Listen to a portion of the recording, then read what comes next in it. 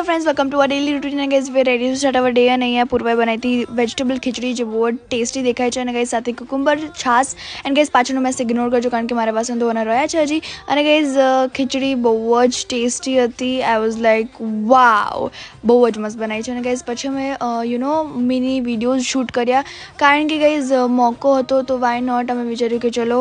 લઈ લઈએ શૂટ કારણ કે પૂર્વાની તબિયત થોડા દિવસો પહેલાં બહુ જ ખરાબ હતી જેમ તમને ખબર જ છે. સો યા અને પછી અમે ઘરે આવીને સ્નેક એન્જોય કર્યો એન્ડ ગાઈઝ ધેન આવી હતી રીવા અને અમારી સોસાયટીની એક ફ્રેન્ડ પૂર્વની તબિયત પૂછવા માટે અને પછી ગાઈઝ અમારા પપ્પાના એક રાજસ્થાની ફ્રેન્ડ છે,